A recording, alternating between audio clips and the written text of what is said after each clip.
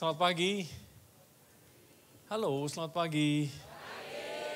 Iya gitu dong, tunjukkan kalau saudara hidup. Saya berterima kasih untuk undangan yang diberikan kepada saya. Terima kasih untuk Bapak Gembala, Ibu Gembala, Bapak Irwan dan Jessica. Terima kasih untuk semua tim leadership yang ada di New Life Church Surabaya. Untuk kami bisa hadir melayani saudara semua pada hari ini. Saya ditemani oleh seorang worshipers yang luar biasa, Ibu Sari Simorangkir, dan hari ini juga datang bersama dengan suami tercinta, Bapak Handi, dan kami baru tiba tadi pagi, dan hari ini saya dijadwalkan untuk berbicara 2 kali. Saya akan berbicara mengenai gambar diri atau identitas diri. Dan saya akan mencoba untuk menyampaikannya dalam 2 session, yaitu pagi hari ini dan sore nanti. Jadi 2 khotbah yang berbeda tetapi dalam satu tema. Sebelumnya mari kita hampiri Tuhan dalam doa lebih dahulu. Tuhan Bapa di surga, kami mengucap syukur untuk hari yang baru yang Kau jadikan buat kami. Di mana kami boleh menikmati kebaikan-Mu, kesetiaan-Mu dalam kehidupan kami. Meskipun kami tidak selalu mengerti apa yang sedang terjadi. Tapi satu hal kami boleh yakin bahwa Engkau selalu beserta dengan kami. Dan beserta dengan Kau kami bisa melewati semua rintangan yang ada. Semua problem dan permasalahan yang sedang kami hadapi. Dan kami tahu bahwa Engkau yang memberikan kekuatan, Engkau yang memberikan kepada kami kemampuan untuk kami bisa keluar sebagai pemenang.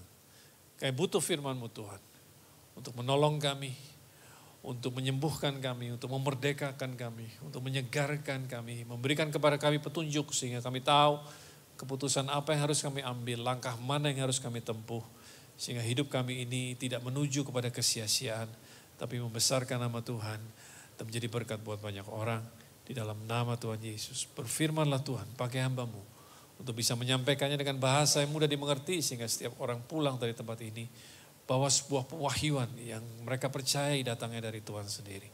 Di dalam nama Tuhan Yesus, semua percaya katakan? Amin, amin. Saya agak sedikit cemburu dengan gembala saudara karena talenta yang dia punya.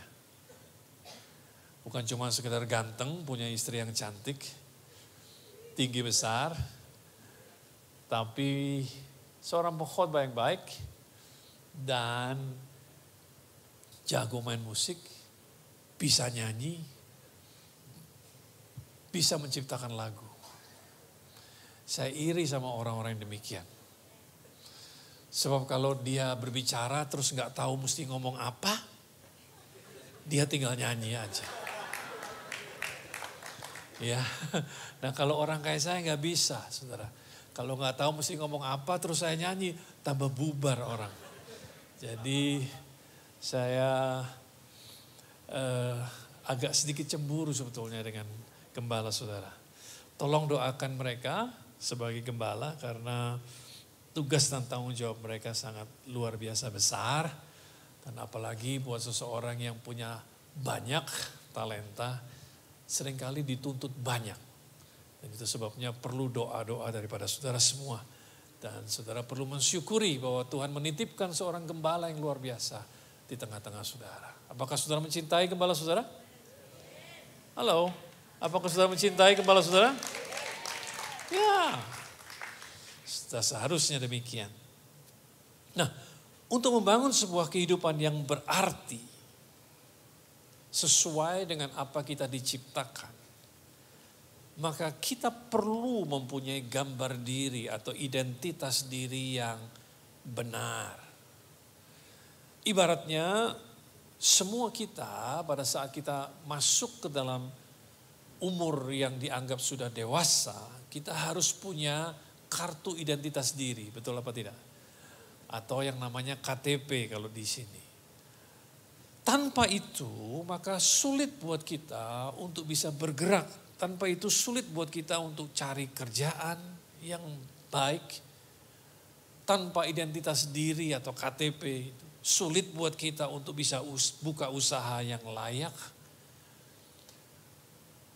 Tanpa itu sulit buat kita untuk bisa bepergian bahkan. Karena kalau saudara mau bepergian, saudara diminta kartu tanda identitas diri. Sama halnya juga dengan gambar diri kita atau identitas diri kita. Kalau kita nggak punya gambar diri yang benar, maka sulit buat kita untuk bisa melakukan banyak hal. Terutama untuk kerajaan Allah. Apa sih yang dimaksud dengan identitas diri? Identitas diri adalah lensa yang kita pakai untuk melihat diri kita sendiri. Lensa yang kita pakai untuk melihat diri kita sendiri. Atau cara kita melihat diri kita sendiri. Gambar diri kita di pikiran kita sendiri. Nah, pada kenyataannya semua kita, termasuk saya yakin juga termasuk Pastor Irwan. Kita semua pernah bergumul dengan identitas diri. Atau mungkin sampai hari ini masih bergumul dengan identitas diri. Sehingga akibatnya kita tidak merasa percaya diri. Kita seringkali merasa kecil, merasa tidak mampu, merasa nggak bisa berbuat banyak hal. Merasa tidak layak untuk mendapatkan yang terbaik. Merasa tidak pantas untuk bisa mendapatkan kehidupan yang layak. Karena kita merasa bahwa kita ini nggak ada apa-apanya. Aku kan cuma sekedar orang kecil. Aku kan cuma sekedar orang miskin. Aku datang dari keluarga yang bukan keluarga yang terkenal. Aku ini siapa sih? Mana ada yang mau sama aku? Nah, biasanya karena seseorang tidak mempunyai gambar diri yang benar, maka dia juga tidak mempunyai harga diri yang benar. Karena dari gambar diri seseorang, mereka mendapatkan harga diri. Nah, kalau dia tidak bisa melihat dirinya berharga, maka dia tidak bisa berkontribusi banyak di masyarakat. Dia tidak bisa berkontribusi banyak di kerajaan Allah. Amsal 23 ayat yang ke-7a dikatakan, sebab seperti orang membuat perhitungan dalam dirinya sendiri, demikianlah ia. Nah, orang lain bisa ngomong tentang saudara, bahwa saudara hebat, saudara luar biasa dan lain sebagainya. Tapi pada akhirnya yang menentukan adalah cara saudara melihat dirimu sendiri. Siapa saudara di pikiran saudara sendiri. Ya, tadi saya sudah katakan dari identitas dirilah kita mendapatkan yang namanya harga diri. Harga diri adalah nilai yang kita letakkan atas diri kita sendiri. Nah, kalau kita mempunyai harga diri yang tidak benar, maka kita akan kesulitan untuk bisa mengenali arti kehidupan. Kita juga akan sulit untuk mengenali tujuan hidup kita. Karena cara kita melihat diri kita sendiri sangat menentukan bagaimana kita ini memaknai kehidupan atau bagaimana kita ini bisa mengerti tujuan hidup yang Tuhan punya dalam hidup kita. Kita juga tidak perlu berpikir terlalu tinggi tentang diri kita sendiri. Sehingga kita kemudian bisa berkata, lu gak tahu siapa gua. Kita gak perlu berpikir terlalu tinggi tentang diri kita sendiri. Sehingga kita pikir kalau bukan karena kita, dia gak jadi apa-apa tuh. Kalau bukan karena saya, dia gak ada apa-apanya tuh.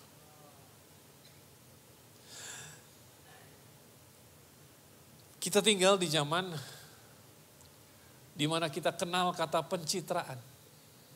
Betul nggak? Kita mau orang berpikir hebat tentang kita. Dan kita bisa melihat itu di platform-platform media sosial. Itu sebabnya kemudian menjadi hal yang sangat penting. Apa kata orang tentang kita? Ada begitu banyak terutama anak-anak muda yang pusing memikirkan apa kata orang tentang diri mereka. Nah, saya punya nasihat buat saudara, jangan terlalu pusing dengan apa kata orang tentang saudara. Karena bukan mereka yang menciptakan saudara. Nih tentang Yesus saja, di zaman dulu tentang Yesus saja, belum ada multimedia nih, belum ada media sosial maksud saya. Banyak orang keliru tentang dia. Ketika Yesus bertanya suatu hari, kata orang siapakah anak manusia itu? Ada yang bilang dia Elia, ada yang bilang Yeremia, ada yang bilang salah satu dari para nabi. Jadi saudara perlu tahu bahwa manusia cenderung keliru dan bingung mengenali siapa kita sebenarnya. Karena bukan mereka yang menciptakan kita. Bahkan biasanya kemudian mereka mengidentifikasikan kita dengan pekerjaan atau posisi yang kita miliki. Hal tersebut juga terjadi kepada Yesus. Dalam Markus pasal yang ketiga, pasal yang ke-6 ayat yang ketiga dikatakan, tentang Yesus, bukankah ia ini tukang kayu? Jadi dia diidentifikasikan dengan pekerjaannya. Bukankah dia ini tukang kayu? Anak Maria, saudara Yakobus, Yoses, Yudas, dan Simon. Bukankah saudara-saudara yang perempuan ada bersama-sama dengan kita? Lalu mereka kecewa dan menolak dia. Mereka gagal mengenali siapa Yesus sebenarnya. Juru selamat, seorang Mesias yang dikirim untuk mereka. Tetapi karena mereka gagal mengenali siapa Yesus, mereka cuma bilang, bukankah ini tukang kayu? Identitas diri kita dapatkan dari siapa? Dari Tuhan, karena Dialah yang menciptakan kita. Nilai hidup kita pun oleh karenanya juga seharusnya kita dapat dari siapa? Dari Tuhan. Apalagi Alkitab jelas mengatakan bahwa kita ini yang percaya kepada Dia sudah ditebus dengan apa? Dengan darah anak domba. Berarti harga kita ini sangat tinggi. Halo? Sama, dibeli dengan apa kita ditebus, itulah harga kita sebetulnya. Semua produk yang saudara bisa dapatkan di pasaran zaman sekarang ini, yang menentukan modelnya siapa? Yang menentukan nilai serinya siapa? Yang menciptakan. Yang menentukan harganya siapa? Yang menciptakan. Kalau saudara tahu sebentar lagi di Indonesia mau beredar iPhone seri 17. Nah yang ngasih seri 17 siapa? Bukan kita kan? Siapa? Yang menciptakan. Terus yang menentukan harganya siapa? Bukan kita juga. Siapa yang menentukan harganya? Ya yang menciptakan yang menentukan harganya. Nah saudara, ini siapa yang menciptakan? Tuhan yang menciptakan saudara. Halo? Yang menentukan model siapa? Ya yang menciptakan. Makanya saya nggak perlu, sebetulnya tadi saya bercanda aja bilang saya cemburu sama pendeta saudara. Sebetulnya pada dasarnya saya nggak perlu iri sama dia. Karena yang menciptakan yang modelnya kayak gitu, ya Tuhan. Kayak Pastor Iwan, yang menciptakan modelnya kayak saya siapa? Ya Tuhan juga. Kita nomor serinya aja beda. Halo? Tapi kita semua ditebus dengan darah anak domba. Yang menentukan nilai kita adalah siapa? Ya Tuhan sendiri yang menentukan. Nah seharusnya pertanyaan yang lebih baik adalah, apa yang Tuhan lihat di dalam kita sehingga kita ini layak ditebus dengan harga yang sangat mahal, yaitu dengan darah anaknya sendiri. Apa yang Dia lihat di dalam kita sehingga kita dihargai dengan begitu mahal. Sama kalau saudara beli barang yang mahal banget, Saudara tentu bertanya-tanya dong, apa ini bisa apa sih? Kenapa dia begitu mahal? Betul kan? Seharusnya itu yang jadi pertanyaan kita kan? Dia bisa ngapain aja sih? Apa sih canggihnya? Kok dia dihargai begitu mahal? Nah, pertanyaan yang sama bisa diajukan tentang kita. Apa sih yang Tuhan lihat di dalam kita sehingga kita itu dihargai begitu mahal? So, jangan sampai kita hidup tidak sesuai dengan harga kita ditebus. Kita hidup terlalu murah. Sehingga mungkin malaikat atau musuh kita si jahat bilang gini, kalau gue mah gak bakalan gue tebus segitu tuh. Bisa ngerti maksud saya? Kalau saya mah ngapain ditebus semahal itu kalau cuman hidupnya begitu-begitu aja. Jadi jangan sampai kita ini memberikan kesan seolah-olah kita ditebus kemahalan. Halo? Betul apa tidak? Itu sebabnya muliakanlah Allah dengan hidupmu, firman Tuhan katakan. Artinya apa? Hiduplah sesuai dengan nilaimu ditebus. Terlalu diam nih. Mungkin masih pagi. Ya. Sekarang gini, kalau kita pelajari Alkitab, kita lihat juga bahwa orang-orang yang dipakai Tuhan pun pernah bergumul dengan gambar diri mereka. Bergumul dengan identitas diri mereka. Dan sebelum Tuhan bisa pakai mereka, Tuhan harus berurusan dengan gambar diri mereka lebih dahulu. Tuhan harus bikin betul gambar diri mereka lebih dahulu. Saya kasih contoh. Dalam Keluaran pasal yang ketiga, ayat 7-11 tentang Musa. Dan Tuhan berfirman, aku telah memperhatikan dengan sungguh kesengsaraan umatku di tanah Mesir. Dan aku telah mendengar seruan mereka yang disebabkan oleh pengerah-pengerah mereka. Ya, aku mengetahui penderitaan mereka. Ini Tuhan luar biasa. Tuhan kita lah Tuhan yang memperhatikan dengan sungguh kesengsaraan kita. Mendengar seruan kita. Bahkan Tuhan mengetahui tentang penderitaan kita. Halo? Dikatakan, sebab itu aku telah turun untuk apa? Melepaskan mereka dari tangan orang Mesir dan menuntun mereka keluar dari negeri itu ke suatu negeri yang baik, yang luas. Suatu negeri yang berlimpah-limpah susu dan madunya. Ke tempat orang Kanaan, orang Het, orang Amori, orang Feris, orang Hewi, dan orang Yebus. Sekarang seruan orang Israel telah sampai kepadaku. Juga telah kulihat betapa kerasnya orang Mesir menindas mereka. Jadi sekarang pergilah, aku mengutus engkau, ini Musa yang disebut dengan engkau. Aku mengutus engkau kepada Firaun untuk membawa umatku orang Israel keluar dari Mesir.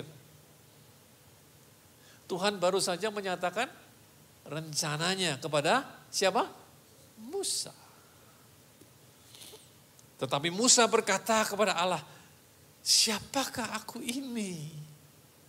Maka aku akan menghadap Firaun dan membawa orang Israel keluar dari Mesir.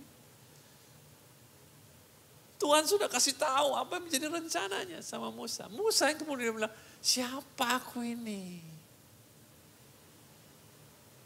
Kemudian Keluaran 4 ayat yang ke-10-11 dikatakan, kata Musa kepada Tuhan, Tuhan, aku ini tidak pandai bicara. Dahulu pun tidak, sejak engkau berfirman kepada hamba-mu pun tidak. Sebab aku berat mulut dan berat lidah. Bayangkan, dia argue. Musa bilang sama Tuhan, koyoke keliru. Sampai aneh keliru kamu ini gitu. Bukan aku yang dimaksud kali. Aku ini gak bisa ngomong, aku ini berat lidah, aku ini gagap, aku gak bisa ngomong. Tetapi Tuhan berfirman kepadanya, siapakah yang membuat lidah manusia? Siapakah yang membuat orang bisu atau tuli? Membuat orang melihat atau buta? Bukankah aku yakni Tuhan? Artinya dia bilang, aku ini yang menciptakan kamu. Aku yang tahu kamu bisa apa.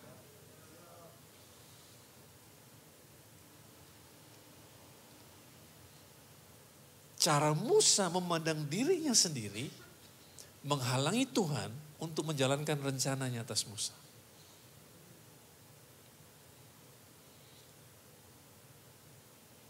Padahal Tuhan tahu betul apa yang dia sudah tanamkan dalam diri Musa. Tuhan tahu betul potensi apa yang Musa sanggup lakukan. Bahkan dari sejak dia lahir, bahkan sebelum dia lahir. Demikian juga dengan kita. Itu sebabnya kita perlu mengubah cara kita berpikir tentang siapa kita di hadapan Tuhan. Sehingga kita dapat mengenali rencananya. Saya seringkali ditanya sama anak-anak Tuhan, terutama anak-anak muda. Apa sih rencana Tuhan dalam hidup saya? Ada yang lebih penting lagi sebetulnya daripada mengetahui rencana Tuhan dalam hidup kita. Sebab kalaupun saudara dikasih tahu apa yang menjadi rencana Tuhan dalam hidup saudara. Kalau saudara gak punya gambar diri yang benar, maka saudara gak akan percaya.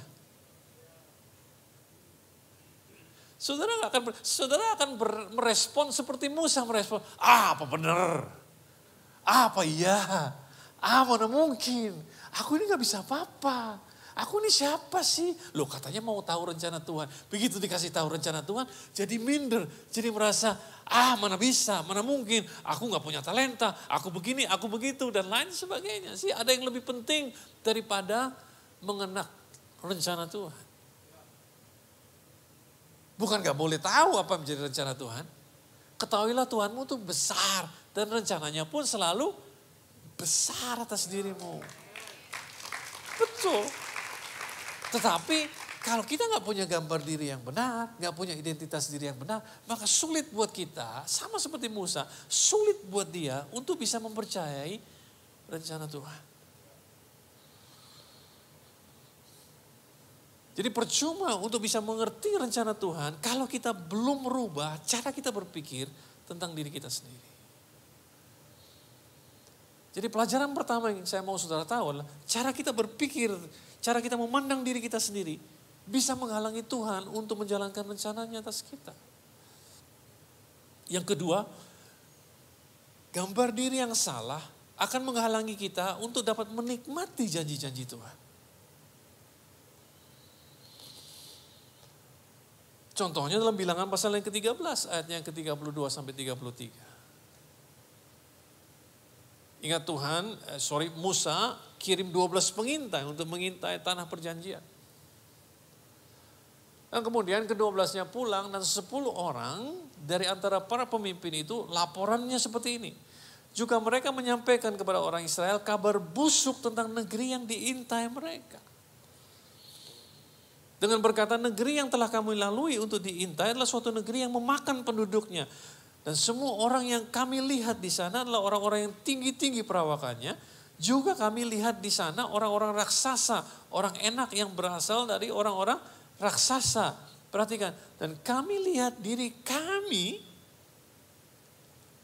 Tadi saya bilang identitas diri itu apa? Lensa yang kita pakai untuk melihat diri kita sendiri. Betul? Berarti ini hal yang sama. Kami lihat diri kami seperti apa? Ayo dong, nggak ada ya? Ada kan? Tuh kami lihat diri kami seperti apa? Belalang. Dan demikian juga mereka terhadap kami. Kami melihat diri kami sendiri, itu identitas diri, itu gambar diri mereka. Mereka lihat dirinya seperti belalang. Nah kalau saudara lihat dirimu seperti belalang, maka orang lain perlakukan kau seperti belalang. Dan jangan marah kalau diperlakukan seperti belalang, karena engkau sendiri melihat dirimu seperti belalang. Saudara tahu belalang? Belalang itu kecil saudara. Nah kalau saudara lihat belalang, belalang itu kecil. Nah, semua yang saudara lihat dari sudut pandang belalang, kelihatannya besar. Mau lihat bayi pun besar.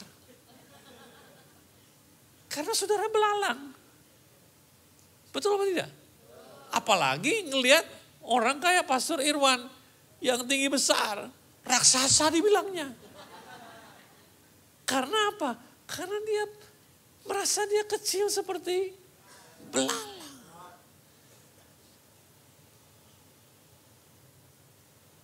Jadi permasalahannya ada di mana? Cara mereka melihat diri mereka sendiri.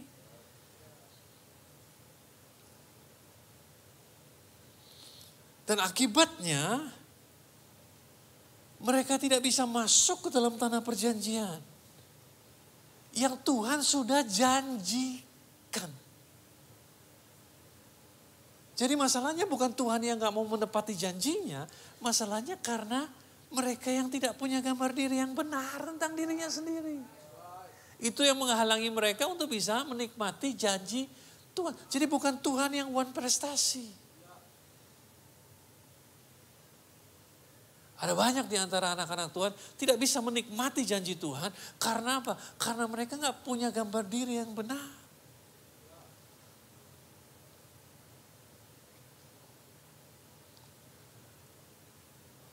Dan ini penting, itu sebabnya mengapa ini sangat penting. Raksasa adalah menggambarkan sesuatu yang kita lihat besar. Yang sangat mengintimidasi kita. Di zaman sekarang ini mungkin kejadiannya seperti Tuhan mau memberikan kepada saudara pekerjaan yang besar. Tapi saudara gak merasa sanggup, mana aku bisa, aku gak punya kualifikasi, aku ini siapa, gak punya pengalaman, dan lain sebagainya. Tuhan mau memberikan saudara bisnis yang besar. Tetapi Tuhan bilang, aduh aku ini siapa? Aku gak punya pengalaman. Keluargaku gak ada yang pernah punya pengalaman handle bisnis besar. Tuhan mungkin mau kasih saudara rumah, tapi saudara merasa, bayarnya piye? Gimana caranya bayarnya? Kemudian apa yang terjadi? Seringkali kita mendiskualifikasi diri kita sendiri. Kita yang diskualifikasi diri kita sendiri. Jadi bukan masalahnya Tuhan yang tidak mau kasih. Saya seringkali ngajar kepada jemaat saya, siapa yang mau punya rumah sendiri? Pada angkat tangan. Terus saya tanya, kalau saudara mau punya rumah sendiri, pernah gak datang ke pameran rumah? Mereka bilang gak pernah. Nah kalau kamu punya rumah, kenapa gak datang ke pameran rumah? Ya gak punya duit Pak, kan cuma datang aja. Kan datang aja. Kenapa kamu gak datang? Sehingga kalau kamu punya duit, kamu tahu rumah mana yang kamu mau beli. Di mana tempatnya, seberapa besar yang kamu mau.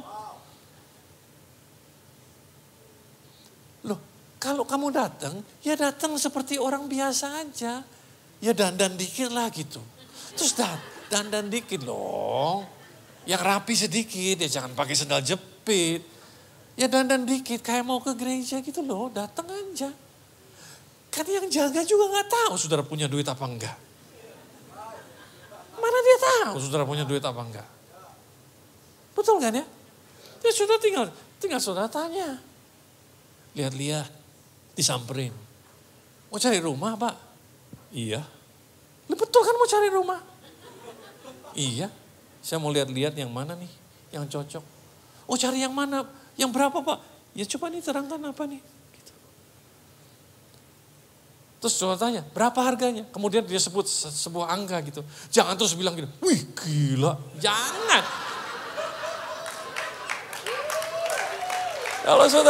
Kalau saudara bilang, wih gila. Duitnya sopo. Langsung dia pikir, ini orang udah gak dilayani lagi saudara.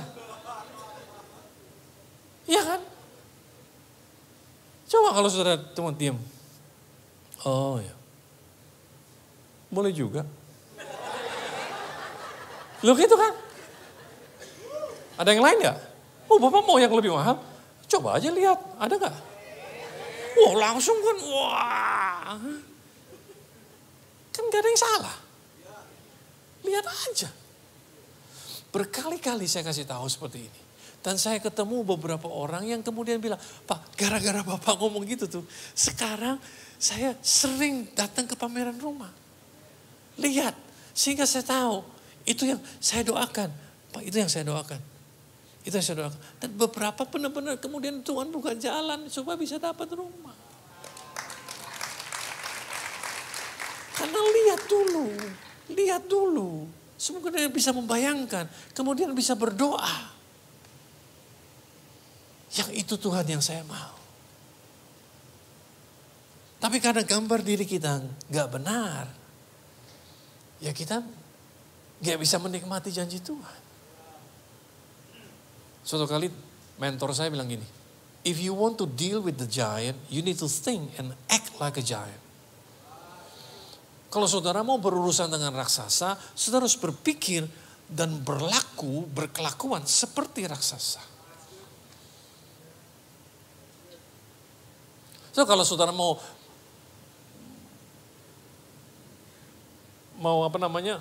berurusan dengan raksasa, saudara berkelakuan seperti semut, ya diinjak. Nggak diperhatikan. Betul nggak? If you want to be great, you need to think like one.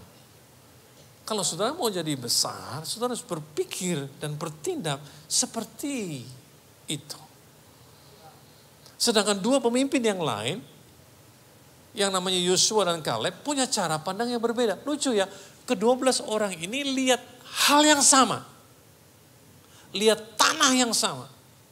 Tetapi dengan dua lensa yang berbeda. Yang dilihat sama. Bilangan 14 ayat 6 sampai 8 dikatakan, tetapi Yosua bin Nun dan Kaleb bin Yefune yang termasuk orang-orang yang telah mengintai negeri itu mengoyakkan pakaiannya dan berkata kepada segenap umat Israel, negeri yang kami lalui untuk diintai itu luar biasa baiknya. Beda banget kan? Yang tadi negeri yang telah kami lalui itu diintai itu adalah suatu negeri yang memakan penduduknya dan semua orang yang kami dilihat di sana orang-orang raksasa dan lain sebagainya. Sedangkan di sini dua orang pemimpin yang lain, Yosua dan Kaleb bilang negeri yang kami lalui itu diintai itu luar biasa baiknya. Dan jika Tuhan berkenan kepada kita, maka Ia akan membawa kita masuk ke negeri itu dan akan memberikannya kepada kita suatu negeri yang berlimpah-limpah susu dan madunya. Perhatikan. Your authority is connected to your identity. Otoritas seseorang terhubung dengan identitasnya. Terhubung dengan gambar dirinya. Juga terlihat dari doa orang tersebut. Kalau orang itu mengerti siapa dirinya di hadapan Tuhan, pasti doanya berotoritas. Karena dia tahu siapa dirinya di hadapan Tuhan.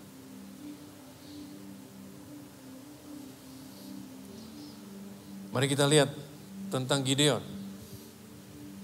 Hakim-Hakim 6 ayat 11 sampai 16. Sama juga.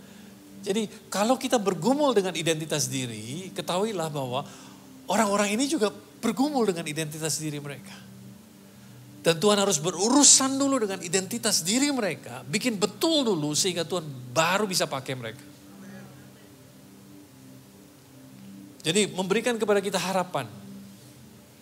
Bahwa Tuhan pun ingin memperbaharui cara kita melihat diri kita sendiri.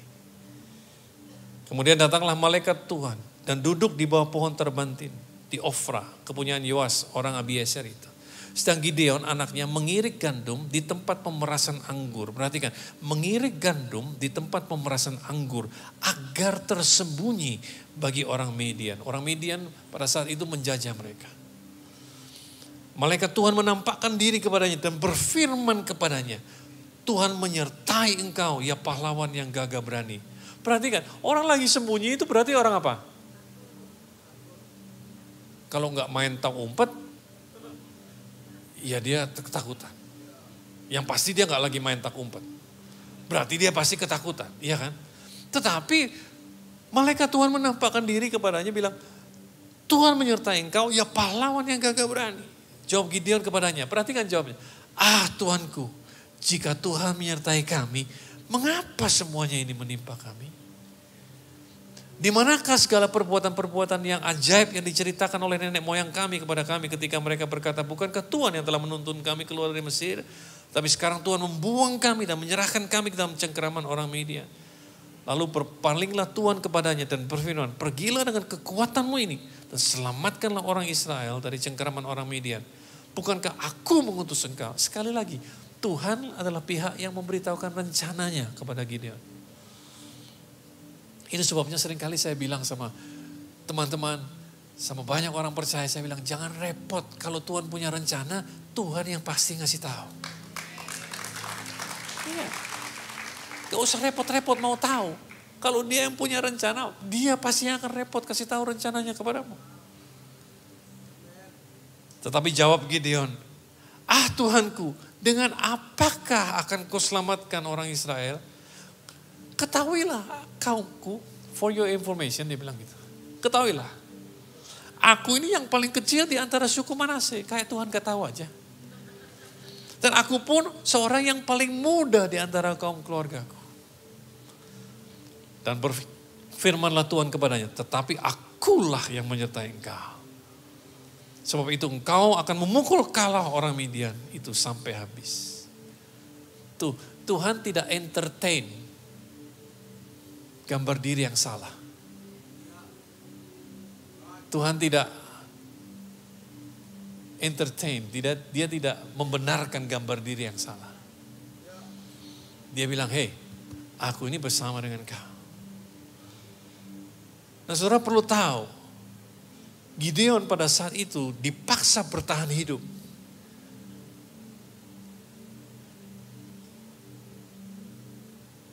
Gideon bersembunyi di tempat pemerasan anggur. Karena dia tidak mau diketahui. Tempat pengirikan anggur tidak dirancang untuk mengirik gandum. Tempat pemerasan anggur tidak dirancang untuk mengirik gandum. Karena tempat pemerasan itu terlalu kecil, tertutup dan tidak efisien. Jadi pada dasarnya Gideon melakukan pekerjaannya secara sembunyi-sembunyi. Tetapi dalam pikiran Gideon, yang penting saya aman. Meskipun susah, meskipun kecil, meskipun menghasilkan yang lebih sedikit, tetapi yang penting saya aman. Ini menunjukkan sikapnya yang putus asa, yang sangat berhati-hati. Karena bangsanya sedang ada di bawah penindasan. Mereka tidak bisa hidup bertani secara terbuka. Kehidupan mereka dipenuhi rasa takut. Mereka takut terekspos. Sehingga mereka bisa kehilangan apa yang mereka miliki. Tapi justru di tempat persembunyian itu, Tuhan memanggil Gideon dengan identitas dan tujuan yang baru. Keadaan kita tidak mendefinisikan siapa kita. Halo? Keadaan kita tidak mendefinisikan siapa kita. Firman Tuhanlah yang menentukan. Di mana Gideon melihat dirinya lemah dan bersembunyi, Tuhan melihat dia sebagai pahlawan yang gagah berani. Sebagai penyelamat bangsa. Tahukah saudara gambar diri Gideon yang salah ini dia dapatkan dari mana? Pertama dari pengalaman hidupnya yang kurang baik. Yang membuat kepercayaan dirinya terganggu. Dia bilang, kalau Tuhan menyertai kami, mengapa semuanya menimpa kami? Yang kedua, cara pandang dia tentang Tuhan pun keliru. Dia bilang, bukankah Tuhan yang telah menuntun kita keluar dari Mesir, tapi sekarang Tuhan membuang kami dan menyerahkan kami ke dalam cengkeraman orang Midian. Si cara pandang dia tentang Tuhan keliru. Tuhan justru ingin melepaskan mereka dari tangan orang Midian. Dan yang ketiga, karena apa yang dia miliki, dia punya gambar diri yang salah. Karena dia merasa dia gak punya banyak. Hakim-Hakim 6 ayat yang ke-6 katakan, sehingga orang Israel menjadi sangat melarat oleh perbuatan orang Midian. Itu lalu berserulah orang Israel kepada Tuhan.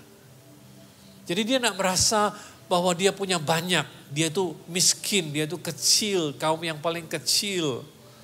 Tapi tahukah saudara? Kunci untuk membuka sebuah pintu yang besar itu selalu kecil. Saya belum pernah lihat kunci sebesar pintu. Saya ulangi sekali lagi, saya belum pernah lihat kunci sebesar pintu. Kunci untuk membuka sebuah pintu yang besar itu selalu kecil. Tetapi kunci yang sama yang kita pakai untuk membuka pintu adalah kunci yang sama yang kita pakai untuk menutup pintu. Artinya kalau yang kecil itu kita tidak perhatikan, kita tidak percayai, kita tidak lakukan, maka kita tidak bisa membuka pintu mujizat Tuhan terjadi. Tuhan kita adalah Tuhan yang spesialis dalam memakai hal-hal yang kecil. Dengan hanya bermodalkan 5 batu, Daud berhadapan dengan Goliat dan cuma pakai 1. Dengan modal 5 ketur roti dan 2 ikan, Tuhan kita kasih makan 5.000 orang laki-laki, belum termasuk perempuan dan anak-anak. Jadi yang kecil di tangan Tuhan bisa menjadi sesuatu yang besar. Dan berita baiknya kalau kita baca tentang Gideon inilah, Tuhan mengunjungi Gideon di tempat di mana dia berada, di persembunyiannya. Kemudian dia mulai adjust, sesuaikan lensa, cara pandang Gideon tentang dirinya sendiri. Sehingga Gideon dapat mengerti tujuan besar yang Tuhan punya untuk dirinya. Tuhan harus menyesuaikan lensa, cara kita melihat diri kita sendiri. Baru kemudian rencana Tuhan bisa dijalankan. Baru kemudian janji Tuhan bisa dinikmati. Saya pun juga bergumul. Tadinya pada saat Tuhan bilang, aku mau kamu mendirikan jemaat. Saya bergumul. Saya kemudian keluar dengan begitu banyak alasan. Kenapa saya? Saya gak punya pengalaman. Saya ini siapa? Dan lain sebagainya. Tidak ada orang yang backup saya. Secara finansial pun tidak ada. Tapi saya lupa bahwa dia yang suruh adalah dia yang menciptakan saya. Adalah dia yang tahu masa depan saya. Adalah dia yang tidak pernah mengecewakan. Dan bersama dengan dia kita bisa melakukan segala perkara.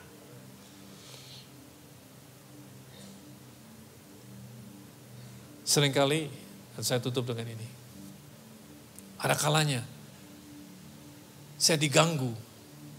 Ada kalanya saya merasa saya kecil. Ada kalanya saya merasa saya nggak sanggup. Ada kalanya pada saat saya berhadapan dengan krisis. Pada saat saya berhadapan dengan persoalan yang besar dan lain sebagainya. Ada kalanya gambar diri saya nggak benar.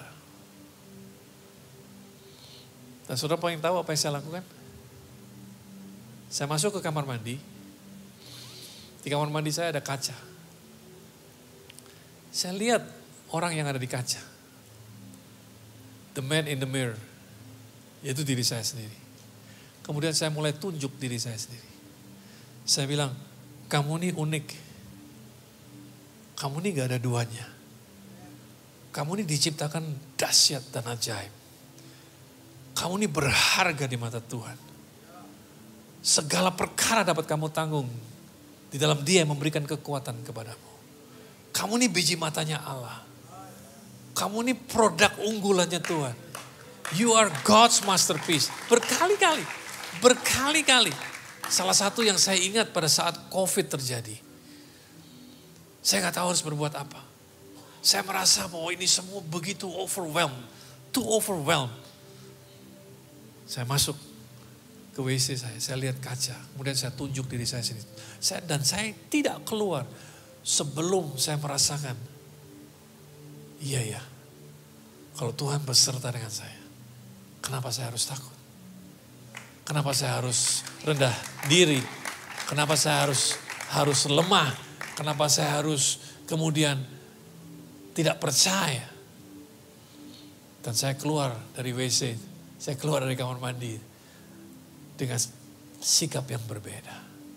Mungkin saudara hari ini tidak mempunyai gambar diri yang benar. Sudah bergumul dengan gambar dirimu. Mungkin karena apa yang terjadi pada diri saudara. Mungkin karena latar belakang keluarga saudara. Mungkin karena trauma yang saudara pernah hadapi. Mungkin karena apa yang saudara miliki, karena saudara gak punya banyak. Tapi ketahuilah bahwa Tuhan gak butuh. Saudara punya banyak. Tuhan akan temui saudara di tempat di mana saudara berada. Dan saudara perlu percaya Yesus sebagai Tuhan dan Juru Selamat saudara. Karena Dia sudah menebus setiap saudara dengan darahnya yang mahal. Mari kita hampiri Tuhan dalam doa. Kami bersyukur untuk firman-Mu. Tuhan, hari ini kalau ada di antara kami yang bergumul dengan gambar diri kami sendiri. Merasa tidak mampu, merasa kecil, merasa tidak sanggup, merasa tidak ada apa-apanya, merasa tidak berarti, merasa tidak layak. Celikkan mata kami bahwa kami berharga di mata-Mu. Engkau begitu mengasihi kami. Dan bahkan untuk kami, Engkau rela mati di atas kayu salib. Menebus. Karena Engkau memandang kami begitu berharga. Biar setiap kami pulang dengan kesadaran penuh bahwa Tuhan punya rencana atas kehidupan kami.